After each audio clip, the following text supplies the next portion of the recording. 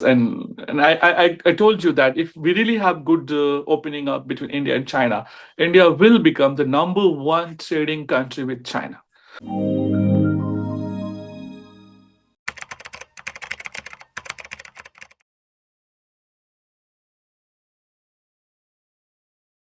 First of all, it's already a very long time, and there is a pressure from Indian business community that we should open up to China.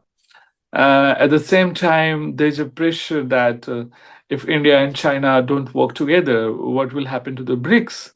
So these are the main two factors. And number three factor is there has to be a meeting between Prime Minister Modi and President Xi. And so for all these three factors, we have to have something to show them. In India, in China also, we call them face saving. So the main factor I give, the first factor was the BRICS summit in Qatar, because there was another crisis between India and China in 2017. That crisis was called Doklam, and it lasted for 73 days. But when the summit was there to be held in Xiamen, both sides withdraw the forces, and there was a peace.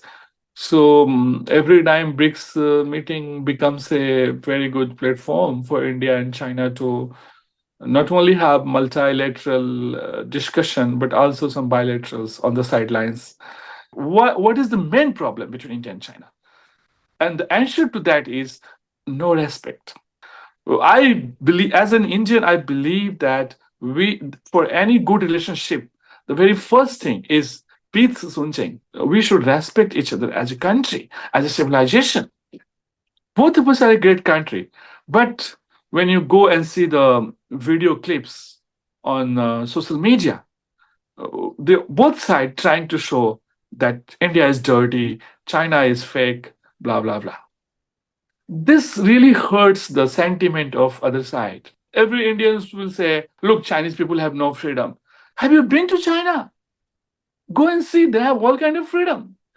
so, so this misunderstanding and this fake news, fake videos, sometimes people say social media is good for each other, but social media has done more harm to our bilateral relationship than anything else. In India, we are using Twitter, X, run by Elon Musk. So most of the time, it's like people don't believe what they see because they believe government is still hiding some main information.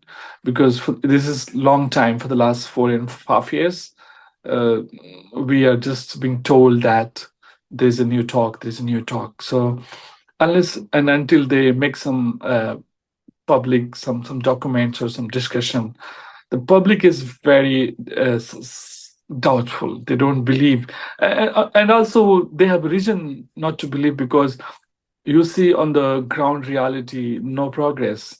So we know that India, China are now back to normal, but still the visa, the airlines, people to people contact, business, everything is on hold. How to move forward?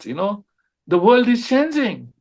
So many wars. India and China have a very good opportunity to play a big role to shape the new world.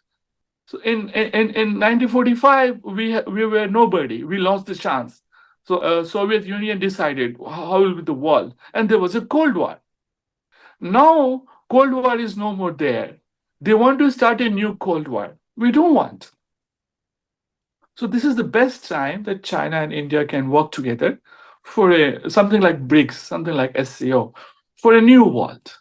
But if we don't talk to each other, what you think, what I think, it doesn't help.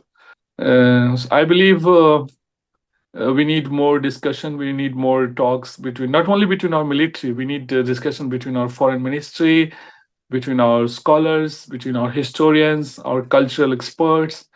The same way, India, China, they want to have very good long-term partnership, business, and I told you that if we really have good opening up between India and China, India will become the number one trading country with China because of our population, our market, our demand.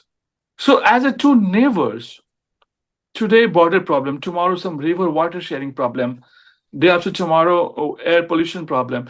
There will be always issues we have to tackle as a human being. We never had, we never can live in an ideal world, utopian world where there's no problem. There will be conflicts, there will be issues, but we should not say no to dialogue.